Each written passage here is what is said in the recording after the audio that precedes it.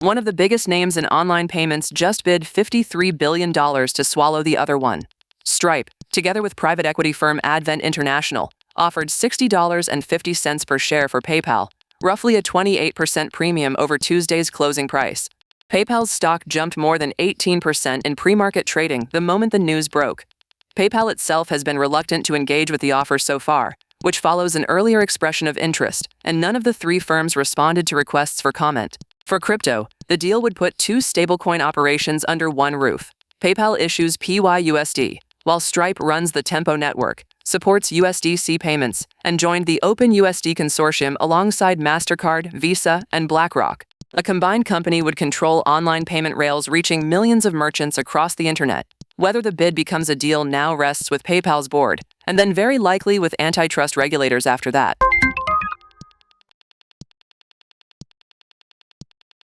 The meme coin scandal that shook Argentina is back, and this time a judge is moving on the money. Federal Judge Marcelo Martinez de Giorgi ordered exchanges to identify and freeze 25 wallets linked to LIBRA, the token that collapsed in early 2025 just minutes after President Javier Milei promoted it. The order covers at least 10 wallets at Binance, 8 at Bybit, and 2 each at OKX and Bitfinex.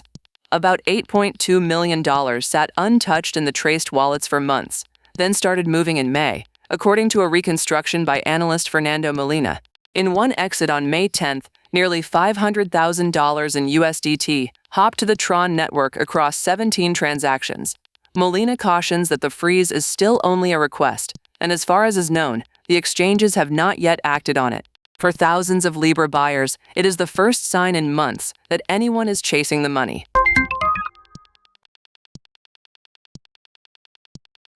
Tom Lee says the next $100 trillion will not move on-chain without one missing piece, and a new company just formed to build it.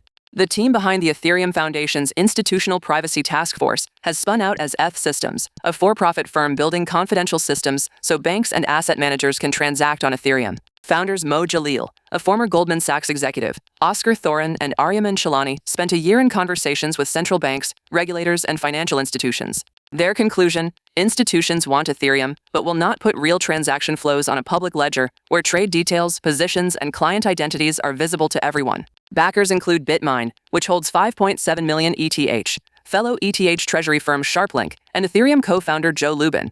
It is the third spin-out from the foundation this summer, and the first one built to make a profit.